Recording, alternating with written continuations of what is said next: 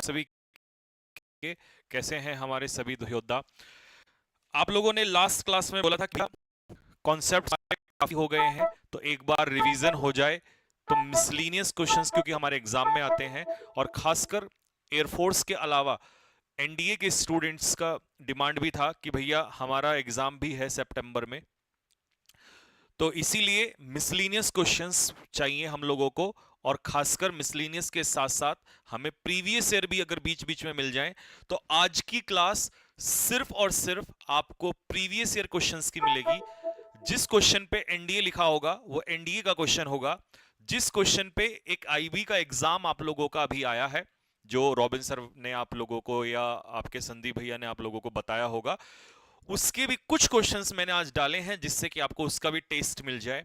और जिस उस पे लिखा होगा आईबी में जो आया हुआ होगा, और उसके अलावा जो क्वेश्चन पे नहीं लिखा है वो समझ जाइएगा, या तो वो नेवी का है या वो एयरफोर्स का क्वेश्चन है। क्योंकि इतने सारे क्वेश्चंस थे तो मैं हर क्वेश्चन पे लिखना जरूरी नहीं समझा है, तो समझ जाइएगा। जिस पे एनडीए लिखा होगा वो एनडीए का क्वेश्चन होगा, जिस पे आईबी का लिखा होगा वो आईबी का क्वेश्चन होगा, जिस पे नहीं लिखा होगा वो एयरफोर्स का प्रीवियस ईयर का क्वेश्चन रहा होगा। ठीक है, तो चलिए भाई स्टार्ट करते हैं। बस कमेंट बॉक्स में कोई बातचीत ना करते हुए सिर्फ एक एक क्वेश्चन को ध्यान से सुनते चले जाइएगा। और मिसलीनियस क्वेश्चंस हैं, और शांति से ही जितने भी क्वेश्चन मैं कराऊं आप लोगों को खुद से सॉल्व करिए। मेरे क्वेश्चन दिखाते ही कोशिश करो कि आप एग्जाम में बैठो और फटाक से उस क्वेश्चन को सॉल्व करो, और फिर मैं आप लोगों को उसका सॉल्यूशन दूंगा। बहुत शानदार सेशन होने वाला है। तो ये रिपीटर्स बैच में आप लोगों ने कहा था कि भैया हमें एक रिवीजन क्लास चाहिए, और ये सभी बच्चे कोई भी इसको कर सकता है। टॉप कैटेगरी के क्वेश्चंस मैंने इसमें आप लोगों को निकाल के आज दिए हैं। पहला क्वेश्चन सामने है आपके स्क्रीन पर, आंसर देना स्टार्ट करिएगा। कमेंट बॉक्स में बेटा कोई भी अगर कुछ वो करे आप ब्लॉक कर दो सीधा उसको। सिर्फ पढ़ाई करनी है, अगला 1 घंटा जबरदस्त तरीके से। मैं साइड में हट जाता हूं, ठीक है। चलिए, कोई कुछ नहीं करेगा, सिर्फ सीधा पहले लगातार क्वेश्चंस को सॉल्व करो।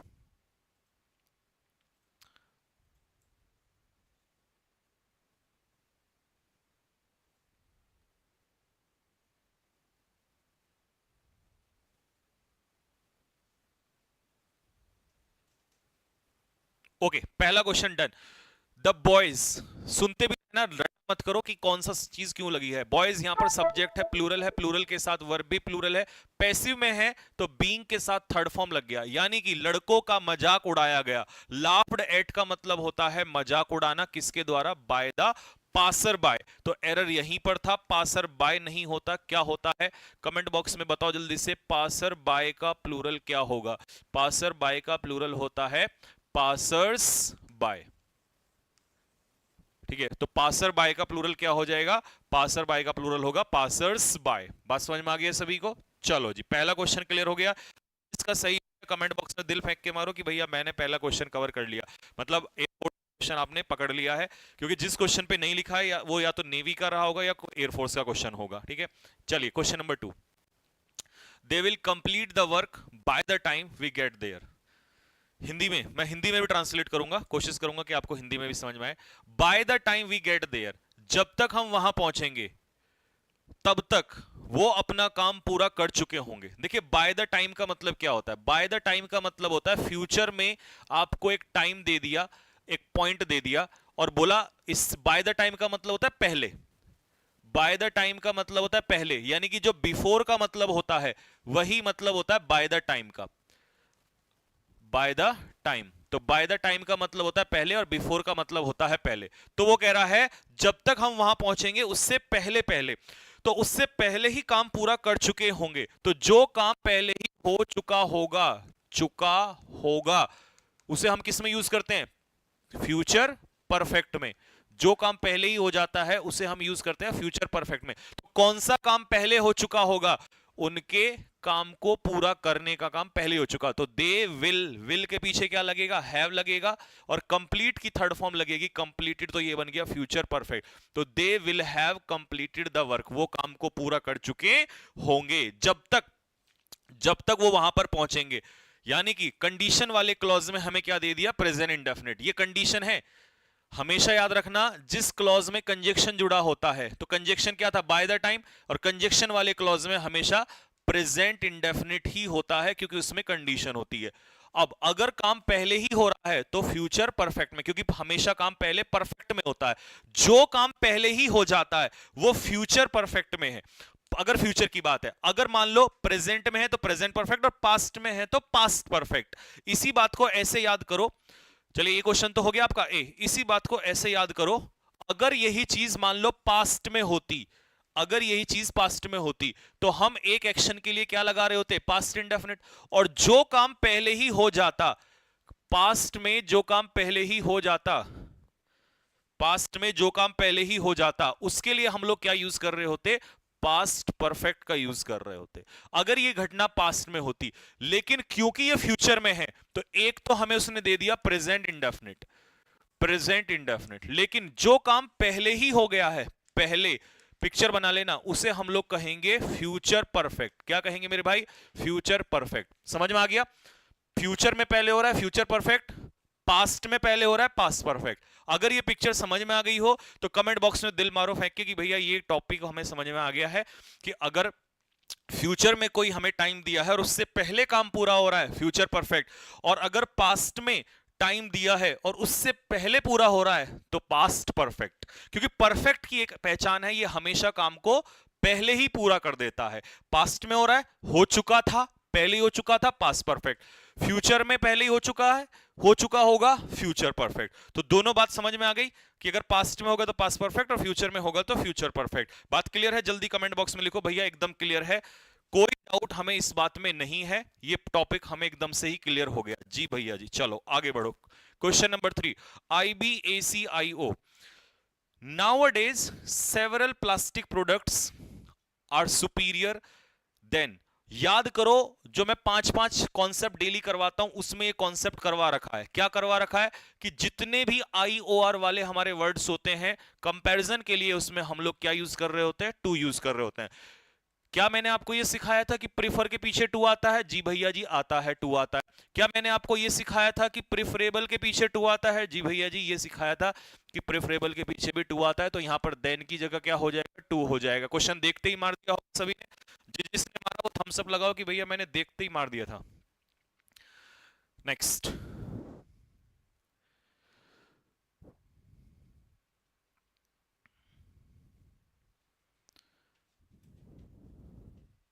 चलिए इतना समय काफी है एक क्वेश्चन को देने के लिए, ठीक है? क्योंकि अगर आता है तो इतनी देर में हो जाता है, नहीं तो फिर तुक्काबाजी है। चलो अब इसमें एरर क्या था वो समझो। एरर था, किसको याद है कॉन्सेप्ट? क्या मैंने तुम्हें ये कॉन्सेप्ट पढ़ाया है? कमेंट में पढ़ाया है तो दिल मारो फेंक के कि हाँ भैया आपने ये कॉन्सेप्ट हमें सिखाया था, और ये हमें IB के पेपर में भी देखने को मिल गया। कॉन्सेप्ट क्या था कि मेरे भाई दो क्लॉज होंगे, एक होगा सी वाले क्लॉज में सब्जेक्ट के साथ head plus V3 plus object, और सेकंड क्लॉज में आता है subject two plus would have, plus would have के पीछे वर्ब की थर्ड फॉर्म, क्योंकि मॉडल के पीछे जैसे ही हैव लगता है वर्ब की थर्ड फॉर्म प्लस ऑब्जेक्ट। क्या मैंने ये पढ़ाया था? क्या ये आप लोगों को सिखाया हुआ है? तो जब मैंने अगर ये सिखाया तो गलत क्यों हो रहा है फिर? इफ वाले क्लॉज में वुड हैव नहीं आता, इफ वाले क्लॉज में आएगा मेरे भाई हेड प्लस वर्ब की थर्ड फॉर्म। इफ वाले क्लॉज में हेड प्लस V3 आएगा। जिसने क्वेश्चन को देखते ही सही किया है कमेंट बॉक्स में दिल फेंक के मारो, मेरे दिल को सुकून मिलेगा कि हाँ जो मैंने पढ़ाया वो क्वेश्चन हमारे बच्चों ने किया जल्दी। लेकिन बेईमानी वाला नहीं, ईमानदारी वाला कि भैया जी हमने किया। और जिस बच्चे को ये बात नहीं पता थी वो जल्दी से इसका स्क्रीनशॉट ले लो कि इफ वाले क्लॉज में वुड हैव नहीं आता, हेड प्लस V3, और जो नेक्स्ट क्लॉज है आप लोगों का उसमें आएगा वुड हैव प्लस V3। ये इमेजिनरी क्वेश्चन मैंने आपको पढ़ाया है। चलो अगला क्वेश्चन पे आते हैं। अगेन अगेन का क्वेश्चन बहुत बढ़िया। आईसीजी के क्वेश्चन, बेटा आज मैं आईसीजी के क्वेश्चन नहीं ले ला पाया, क्योंकि मैं आपको बताऊं एक्चुअल में होता क्या है, किसी भी क्वेश्चन के प्रीवियस ईयर निकालने के लिए पहले बहुत सर्च करना पड़ता है क्वेश्चंस को, और इतना समय नहीं था मैं 2-3 एग्जाम के क्वेश्चन निकाल पाया। क्योंकि आप लोगों को पता है कि मेरी आजकल पढ़ाने से ज्यादा सिरदर्दी उधर एसएससी में बवाल जो चल रहा है उस चीज को लेके है, ठीक है? और इस वजह से शायद आपकी कल क्लास भी नहीं हो पाई थी, क्योंकि मैं दिल्ली था। अब फिर 31 को फिर से वही। लेकिन कल मैं आपकी क्लास लूंगा और परसों आपको बताऊंगा कि आपकी क्लास, क्योंकि मैं दिल्ली रहूंगा, तो परसों आपकी क्लास कैसे ली जाएगी वो भी मैं आपको बताऊंगा, ठीक है? क्योंकि मेरी पूरी कोशिश रहेगी आपको मैक्सिमम क्लास देने की। पर आप टेंशन ना लो, जितना मैं करा दूंगा इंग्लिश में तुम्हें दिक्कत नहीं आएगी, ठीक है?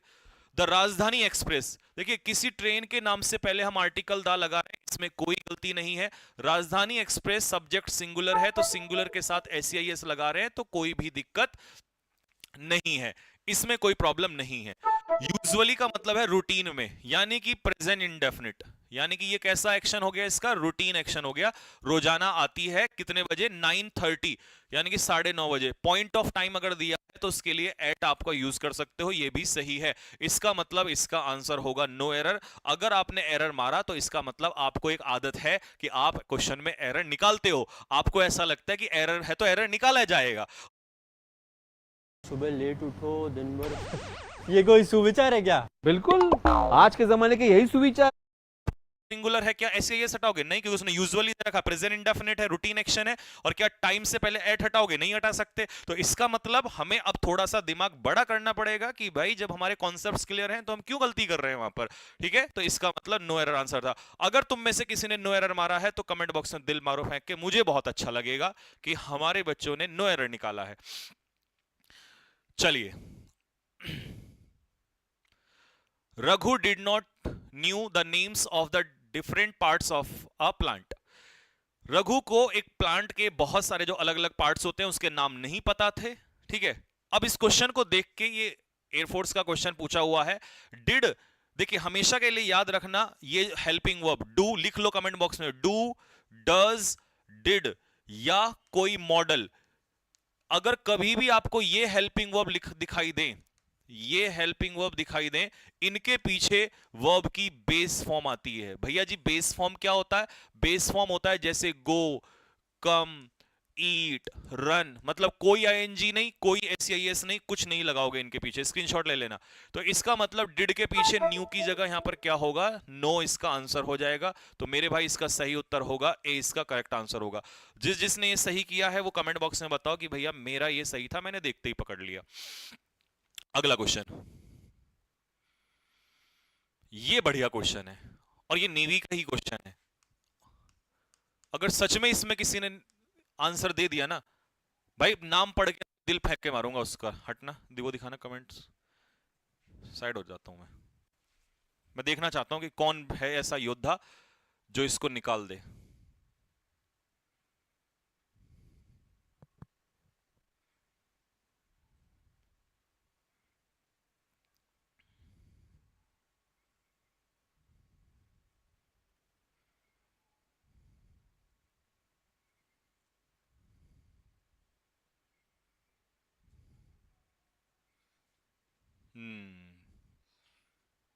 ना, कोई नहीं मिला, एक भी नहीं मिला। बड़ा दुख हो रहा है, काश एक तो मिल ही जाता। बट अगर गलती कर रहे हो तो कोई भी दिक्कत नहीं है, इसमें तुम्हारी गलती नहीं, क्वेश्चन ही बढ़िया है। ये नेवी का क्वेश्चन है और बहुत बढ़िया क्वेश्चन है। नहीं हो रहा, नहीं मिल रहा किसी का भी। एक का मिला है, रजत, रजत गुजार, एक बच्चा है रजत गुजार, उसके अलावा नहीं मिला। बाकी नहीं नहीं नहीं। अब समझो भाई, क्वेश्चन को सुनना, दिल खुश हो जाएगा। ज्यादातर हमारा बच्चा पता है क्या रटता है? वो ये रटता है कि अगर जिस क्लॉज में कंडीशन है, यानी कि अनरियल कंडीशन है, उस क्लॉज में या तो if plus head plus V3 होना चाहिए। और क्योंकि मैंने ये बात तुम्हें पढ़ाई थी कि अगर इफ हटा दो तो हेड से स्टार्ट होगा, head plus subject plus verb की थर्ड फॉर्म से, तो आपने ये ध्यान से रखा और मुझे अच्छा लगा कि आपने इसमें यहां पर ये चीज ध्यान रखी। लेकिन कुछ बच्चों ने क्या रखा कि भैया वुड हैव होता है। अब क्योंकि हमें सिर्फ इतना ही पढ़ाया होता है कि वुड हैव होता है, लेकिन कभी कभी अगर यहां पर वुड की जगह कुड भी आ जाए, रिप्लेस कर दे, अगर वुड की जगह कुड आ जाए तो ये भी सही है, ठीक है? ये भी सही है। बस यहां पर कुड से वो क्या बताना चाह रहा है? एबिलिटी बताना चाह रहा है, या हिंदी में इसको कहेंगे योग्यता बताना चाह रहा है, यानी कि ये इसको रिप्लेस कर सकता है। ये सरासर गलत नहीं है। तो अब सुनना, अब जो बच्चे यहां पर कुड की जगह वुड कर रहे थे वो गलत है। अब कुड के साथ हैव लगे या वुड के साथ हैव लगे तो पीछे वर्ब की थर्ड फॉर्म लगेगी, इसका मतलब ये पूरा सही है। गलती कहां है वो सुनो ध्यान से। एक बच्चा कह रहा है इन टाइम की जगह ऑन टाइम होगा। नहीं बेटा, इन टाइम भी सही होता है, समय से पहले, ऑन टाइम का मतलब होता है उचित समय। सुनो ध्यान से, तुम्हारे सारे कॉन्सेप्ट्स क्लियर करूंगा मैं, ध्यान से सुनना जरा। इन टाइम का मतलब होता है समय से पहले, समय से पहले, लिखते चलना ये बात। ऑन टाइम का मतलब, क्योंकि वो रटने वाले फैक्ट जो है दिक्कत करते हैं। ऑन टाइम का मतलब होता है एग्जैक्ट टाइम, यानी कि समय पर, उचित समय पर। उचित का मतलब समझते हो, एग्जैक्ट टाइम। इंग्लिश वालों एग्जैक्ट टाइम लिखना आप लोग, और हिंदी वालों उचित समय पर लिखना, दोनों सही है। तो भैया एरर कहां है? अब बड़ा प्यारा सा एरर है। क्या क्वेश्चन था देखो, हैड आई इन्फॉर्म्ड, इसको मैं ऐसे लिखता हूं, आई हैड इन्फॉर्म्ड। अगर मैंने इन्फॉर्म किया होता, आई हैड इन्फॉर्म्ड का मतलब है अगर मैंने इन्फॉर्म किया होता समय से पहले, I could have saved a number of people. एक सेकेंड, प्रैक्टिकली सोचो, अगर मैंने इन्फॉर्म किया होता तो मैंने बहुत सारे लोगों को बचा लिया होता। कुछ अजीब सा नहीं लग रहा? अगर मैंने इन्फॉर्म किया होता, और बचा भी मैं ही रहा हूं, अगर मुझे समय से इन्फॉर्म कर दिया गया होता तो मैंने बहुत सारे लोगों को बचा लिया होता। इसका मतलब दोस्त, ये जो पहला क्वेश्चन था ना, इसमें आपको यहां पर पैसिव वॉइस करना था, और पैसिव के लिए हैड प्लस सब्जेक्ट, और परफेक्ट में हम क्या लगाते हैं? बीन लगाते हैं। अब इसका मतलब है कि अगर मुझे समय से इन्फॉर्म कर दिया गया होता, तो ये सेंटेंस मेरे भाई चिल्ला चिल्ला के कह रहा है कि मैं पैसिव का क्वेश्चन हूं। अगर मुझे इन्फॉर्म कर दिया गया होता तो मैंने बचा लिया होता, क्योंकि वो मुझे इन्फॉर्म करना था वहां पर, मतलब मुझे इन्फॉर्म किसी के द्वारा। अब ये तो नहीं है कि जरूर बाय प्लस डूअर लिखेगा, बाय प्लस डूअर को हम हटा सकते हैं। तो अगर मुझे इन्फॉर्म कर दिया गया होता, इसका मतलब पैसिव को कह रहा है वो। और मेरे भाई ए इसका आंसर, एक ही बच्चे ने दिया था, वो मैं नाम भूल गया था उसका, ए इसका सही आंसर है। क्वेश्चन कैसा लगा? और मैंने इसीलिए कहा था नेवी एयरफोर्स से एक कदम ऊपर उठाती है। सुनो कैसे लेवल आता है तुम्हें मैं बता दूं, ठीक है? शायद तुम्हें ना मिले, पता ना चले। एयरफोर्स का एग्जाम का लेवल ये होता है, देखो, उससे भी नीचे होता है आर्मी क्लर्क, यहां होता है आर्मी क्लर्क, इससे ऊपर होता है एयरफोर्स, ठीक है? एयरफोर्स, इससे ऊपर होता है नेवी, यहां नेवी होता है, और नेवी के से ऊपर होता है IBACI वाला, और इससे ऊपर होता है एनडीए का एग्जाम, और एनडीए से ऊपर होता है एफकेट, डिफेंस की सारी चीज सुन लो, और इससे ऊपर होता है CDS। अब आई बात समझ में? ऐसे चलता है पेपर का लेवल क्वेश्चंस का। बेहतरीन क्वेश्चन था ये, समझ में आप लोगों को आ गया होगा कि यहां पर क्या करना था। तो हैड आई बीन इन्फॉर्म्ड, अगर मुझे इन्फॉर्म कर दिया गया होता। चलो जी अगले क्वेश्चन की तरफ चलते हैं।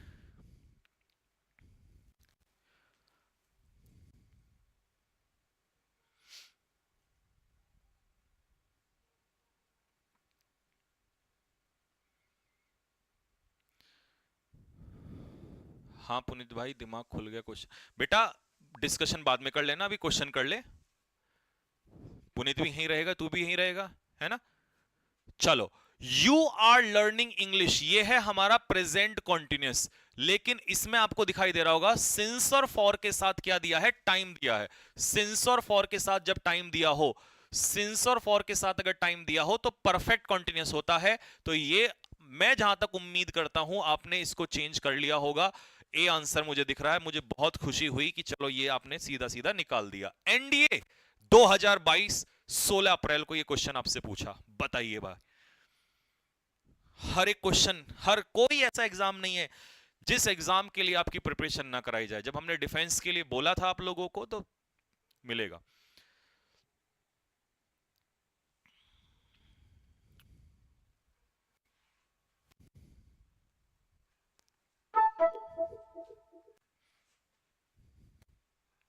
चलो, एवरी पर्सन, जब भी किसी नाउन के साथ ईच या एवरी लग जाता है ये डिटर्मिनर, तो ये सब्जेक्ट कैसा हो जाता है? सिंगुलर हो जाता है। अब रिलेटिव प्रोनाउन से पहले, क्योंकि एंटीसीडेंट यानी कि हमारा सिंगुलर है सब्जेक्ट, तो हमारी वर्ब भी सिंगुलर है। इसका मतलब ये भी सही है। आगे बढ़ो। हर व्यक्ति जो विश्वास करता है प्रिंसिपल्स में, सिद्धांतों में, मस्ट स्टैंड अप टू, उसे खड़ा होना चाहिए लड़ने के लिए, अपने कन्विक्शंस के लिए। किसको लड़ना चाहिए? किसको लड़ना है? एवरी पर्सन को। इसका मतलब हमारा सब्जेक्ट जो है वो सिंगुलर है, हमारी जो वर्ब है वो भी कैसी है? सिंगुलर है। तो ये मैंने कॉन्सेप्ट सिखाया था कि जब सब्जेक्ट सिंगुलर है तो उसका एडजेक्टिव भी तो उसी के हिसाब से चलेगा, और देयर तो प्लूरल के साथ आता है। तो मेरे भाई इसका आंसर हिज होगा। कमेंट बॉक्स में दिल मारो फेंक के जिसने भी हिज किया है। और हु का होम करने वालों, ओ रटने वालों, नालायक इंसान, ये लीव्स वर्ब नहीं दिखाई दे रहा? तुम्हें सिखाया नहीं था मैंने हु और हु का फर्क नहीं सिखाया था? गुस्सा दिला रहे हो मुझे यहाँ पे। अभी गुद्दी पे लगाऊंगा नीचे से एकदम से। ये बिलीव वर्ब नहीं दिखाई दे रही तुम्हें? यहाँ वर्ब से पहले यहाँ सब्जेक्ट नहीं आएगा। इससे पहले ऑब्जेक्ट कैसे लगा सकते हो? इस वर्ब को चिल्ला चिल्ला के कह रहा है कि मुझे तू सब्जेक्ट दे दे, तो वर्ब से पहले सब्जेक्ट आएगा, तो ये सब्जेक्ट नहीं होना चाहिए यहाँ पर। How can you use object when verb is given there? सीधा सीधा दिखा हुआ है इसमें, तो इसको तो अंधे को भी बिना चश्मे के दिखाई दे जाएगा।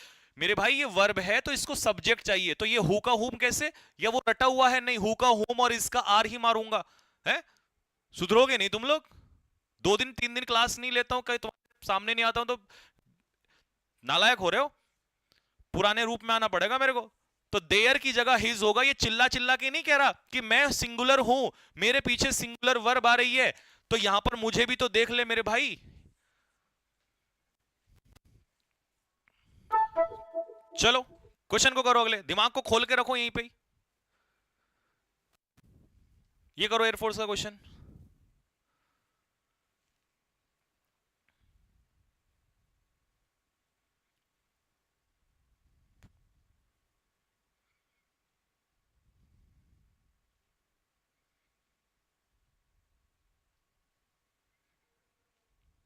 चलो जी, इतनी देर में आंसर आना चाहिए था। मैंने कॉन्सेप्ट पढ़ाया था अभी तक के कॉन्सेप्ट में कि अगर कभी भी WH वर्ड सेंटेंस के मिडिल में आ जाए, खासकर वेयर, और जो नए बच्चे हैं वो भी सुन लो दोबारा से, और जिनको याद नहीं है वो भी सुन लो, वाई, हाउ, इस पे क्वेश्चन आता है, लिख लो। किसी भी डिफेंस के इस साल के एग्जाम में ये क्वेश्चन आएगा। मैं 100% कह रहा हूं भाई साहब, 99 भी नहीं कह रहा हूं, 100% ये कॉन्सेप्ट आएगा। यही वाला आएगा, यही वाला आएगा। अब कोई से में आ जाए, चाहे आपके एग्जाम फोर्स में आ जाए, NDA में आ जाए, ICB में, IB में आ जाए, किसी में आ जाए। Where, why, how, where, why, how, और वेयर, वाई, हाउ और व्हेन, जब ये सेंटेंस के मिडिल में आते हैं तो इनका रीजन भी सुन लो क्या है। जब ये सेंटेंस में के मिडिल में आते हैं तो इनको ग्रामेरियन के हिसाब से एक नाम देते हैं, रिलेटिव एडवर्ब। अगर किसी ने इनको रिलेटिव प्रोनाउन कहा तो गुद्दी और बुद्धि दोनों कर दूंगा लाल तुम्हारी। ठीक है, बहुत हो गए तुम, बिगड़ गए ना, मैं तुम्हारे सामने नहीं आता हूं ना, तो बिगड़ रहे हो तुम लोग।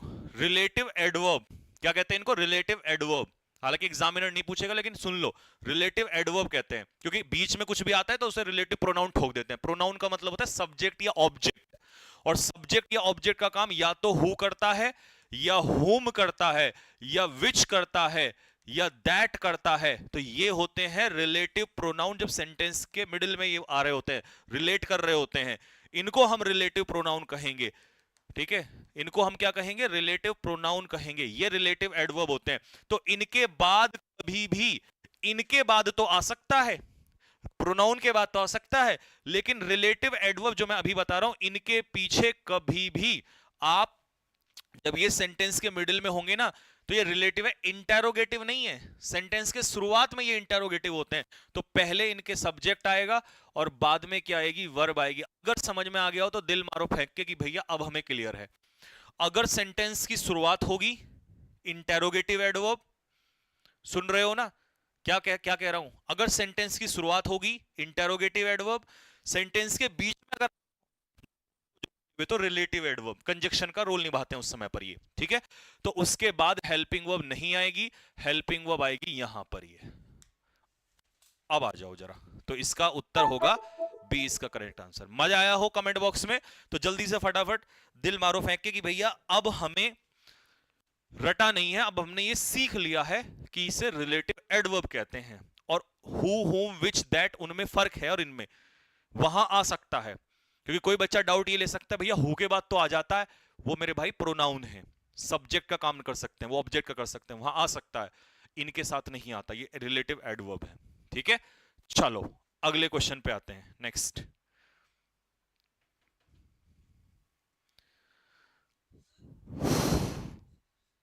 वॉइस एरर, ये माइक बदलना है जी। एसएससी वाले बच्चे भी बोल रहे थे, हाँ कल चेंज करो।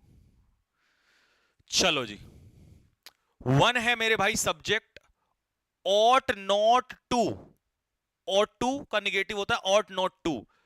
टू के साथ वर्ब की फर्स्ट फॉर्म, ये भी सही है। एक व्यक्ति को दूसरों को डिस्टर्ब नहीं करना चाहिए।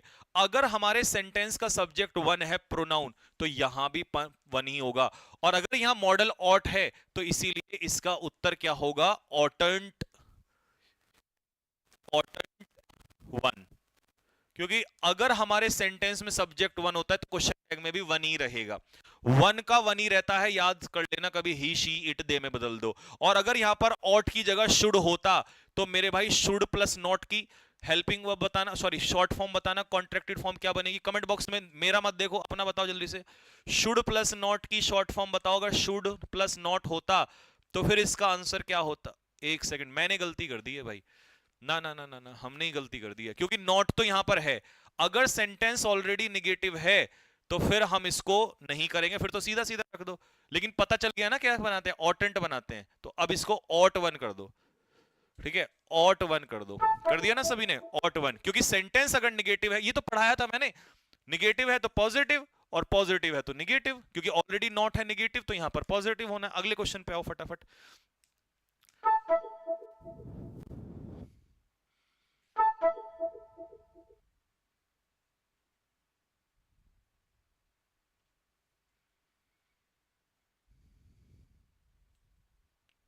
चलो जी, मेरा बड़ा भाई सिंगुलर, डज लगता है सिंगुलर के साथ, और डू डज के साथ वर्ब की बेस फॉर्म लगती है, कोई एस नहीं लगेगा, यहां तक तो सही है।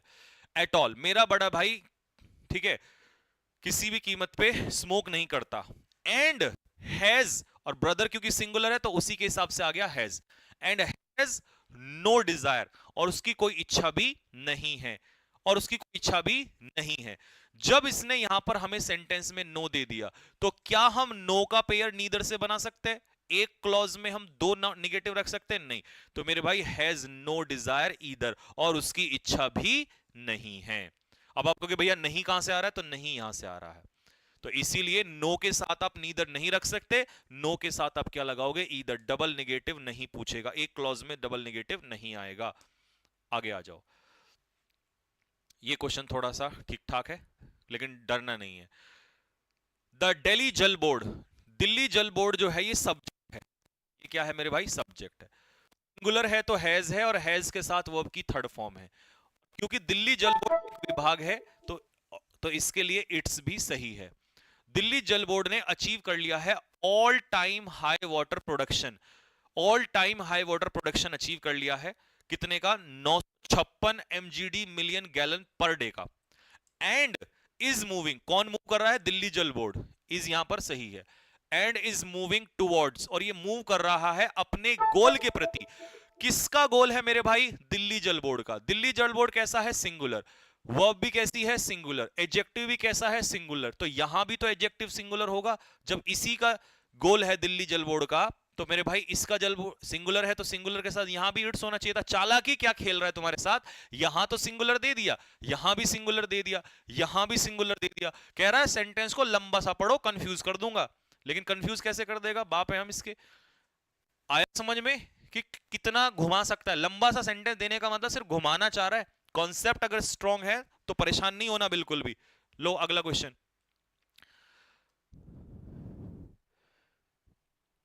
ये एयरफोर्स का क्वेश्चन है। If I want find some food soon, अगर मुझे भोजन नहीं मिला तो मैं मर जाऊंगा। इस क्वेश्चन को देखते ही अगर आपने इसका आंसर नहीं लगाया, तो इसका मतलब आपने जो पिछली क्लासेस की उसमें आपने कुछ नहीं पढ़ा, रिवीजन नहीं किया होगा। इससे अच्छा तो फिर, क्योंकि ये कॉन्सेप्ट तो मैंने पढ़ा रखा है कि इफ वाले क्लॉज में कभी भी फ्यूचर नहीं आता। 2 बार दे रखा है विल। तो भैया कौन से का फ्यूचर हटाते हैं, शॉर्टकट बताया था, कंजक्शन वाले में फ्यूचर नहीं आता। क्यों, क्योंकि उसमें कंडीशन होती है, और वहां हम प्रेजेंट इंडेफिनिट रखते हैं। तो if I don't find, don't का मतलब है प्रेजेंट इंडेफिनिट, यहां होगा। ये सही दिया है, ये गलत है इसका मतलब। तो इसका आंसर क्या होगा, ए इसका करेक्ट आंसर होगा। देखते ही आंसर मारना था, एकदम उड़ा दो धड़ाक से। लो जी, डू यू थिंक, क्या तुम्हें लगता है, आई एम इंफीरियर देन मैं उनसे इंफीरियर हूं इन एनी वे, किसी भी तरीके से। इस क्वेश्चन को देखते ही अगर तुमने नहीं उड़ाया तो फिर इसका मतलब तुम्हारा रिवीजन कमजोर है। अभी तो बताया इंफीरियर जूनियर, मतलब ये आईओआर वाला बहुत आता है भाई एग्जाम में, ठीक है, ध्यान रखना इसका। फ्रैंक लॉर्ड राइट नाम है ये, ठीक है, आर्किटेक्ट का। Has been acclaimed. अच्छा, हैज के पीछे अगर बीन लग रहा है और वर्ब की थर्ड फॉर्म लग रही है तो ये पैसिव वॉइस होता है। हैज हैव के पीछे अगर बीन लगे और वर्ब की थर्ड फॉर्म लगे पैसिव होता है, क्योंकि तुम तो यही मार दोगे। तुम्हें तो लगा हैज बीन के पीछे तो आईएनजी आता है। मेरे भाई आईएनजी आता है जब परफेक्ट कंटीन्यूअस हो, ये कंटीन्यूअस नहीं है। तो फ्रैंक लॉर्ड राइट की प्रशंसा की गई। एक्लेम का मतलब होता है प्रशंसा करना। किसके द्वारा, यहां दिया भी है किसके द्वारा, द्वारा मतलब पैसिव, कलीग्स के द्वारा, उसके सहकर्मियों के द्वारा। एज किसके रूप में, उसे जितने भी मॉडर्न आर्किटेक्ट हैं उसमें सबसे महान। मेरे भाई ऑल होता है दो से ज्यादा, दो से ज्यादा पढ़ाया था ये मैंने, चिल्ला चिल्ला के बताया था कॉन्सेप्ट्स में। दो से ज्यादा के लिए कंपैरेटिव डिग्री नहीं आता, दो से ज्यादा के लिए मेरे भाई सुपरलेटिव डिग्री आती है। और सुपरलेटिव डिग्री क्या होगी, ग्रेटर की ग्रेटेस्ट। कॉन्सेप्ट्स मजबूत हो तो क्वेश्चन किसी भी एग्जाम का हो उड़ा सकते हो तुम। लो भैया, एनडीए का फिर क्वेश्चन आ गया ये, और 2023 का ही है, 16 अप्रैल। लेकिन इस बार से मैं नहीं बताऊंगा, तुम करो।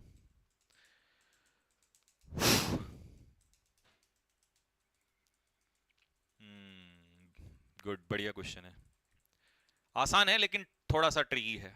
चलो जी, कोलंबस ने अपनी पहली वॉयेज, वॉयेज का मतलब होता है समुद्री यात्रा।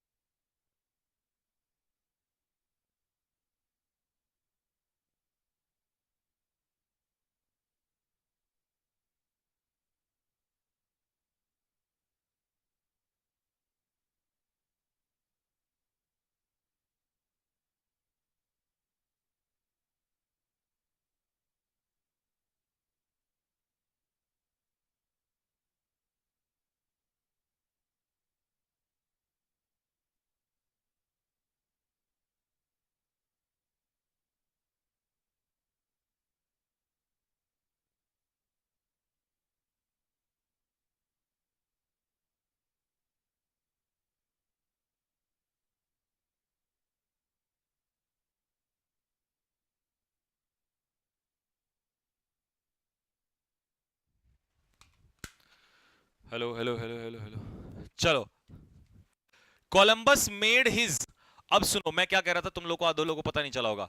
मैं ये कह रहा था कुछ लोगों ने फर्स्ट से पहले आर्टिकल द लगाया होगा, लेकिन अगर जिन्होंने ये किया है तो तुम्हें कसम है अपने एग्जाम की, अपने गाल पे 2 थप्पड़ लगाओ जिसने फर्स्ट से पहले दा लगाया है। एक ऐसे मारो फट से और एक ऐसे मारो। नहीं मारा तो कसम मैंने दे दी है। अब बाकी तुम जानो। सुनो, फर्स्ट से पहले दा नहीं आएगा, मैं बताऊंगा यहाँ क्यों नहीं आएगा, उसका कारण क्या। पहले उस आंसर क्या है। 1492 अपने आप में एक साल है और साल के नाम से पहले ऑन प्रेपोजिशन नहीं आता, इन आता है। एक्चुअल में तो यही आंसर है जो यूपीएससी ने इसका दिया है और सही भी यही है, लेकिन तुम इसके पीछे दा मार रहे हो। एक बात बताना जरा, अगर मैं कहता हूं द फर्स्ट कार तो यह कहना बिल्कुल सही है, लेकिन अगर मैं यहां देखिए, आप दा से, दा का मतलब क्या, डेफिनेट कर रहे हैं ना, ठीक है, आप ऑर्डिनल नंबर से पहले दा लगा। अगर मैं यहां पर माए कह दूं तो क्या, मैं ये तो कह सकता हूं my first car, my first car, his first car, his first car. लेकिन माय और हिज जब आ गए हैं तो ये तो डेफिनेट तो हो गए ना। His the first car, my the first car. अरे भाई जो दा कर रहा है वो हिज कर रहा है काम यहां पर, वो माय कर रहा है काम। अगर माय और हिज ना होता तब तुम आर्टिकल यहां पर लगा सकते हो, द फर्स्ट कार, द, है ना, the first car, the second car. लेकिन तुम्हें ये बात नहीं यहां पर दिखाई दी कि भैया फर्स्ट से पहले ये दिया हुआ है पजेसिव एडजेक्टिव, तो पजेसिव एडजेक्टिव देने के बाद आप आर्टिकल नहीं लगाते। इसीलिए कहता हूं दोस्त, साथ में जितना पढ़ा रहा हूं पढ़ते चले जाओ, बहुत दूर तक जाओगे। एक ऐसे ऐसे कॉन्सेप्ट जो रटे हुए हैं ना वो सब खुलते जाएंगे। आगे के लिए ध्यान भी रखोगे, ये नहीं आंख बंद करके फर्स्ट मारा धड़ से दा, लास्ट मारा धड़ से दा, ठीक है। और क्वेश्चन यूपीएससी का क्वेश्चन अच्छा है, उसको पता था कि ये नालायक ऐसा ही मारेंगे, यहां पर धड़ से आंसर मारेंगे, और बी का आंसर भरा हुआ है सब। आगे बढ़ो, नेक्स्ट।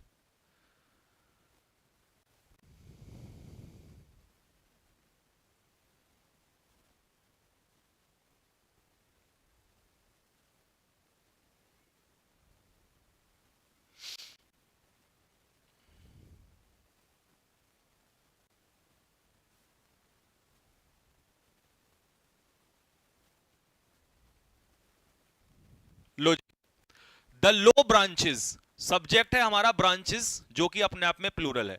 प्रेपोजिशन के पीछे ट्री, प्रेपोजिशन अपने पीछे क्या लेता है, ऑब्जेक्ट लेता है, तो ट्री ऑब्जेक्ट का काम करेगा, तो वर यहां पर सही है और वर के साथ ये ब्रांचेस सही है।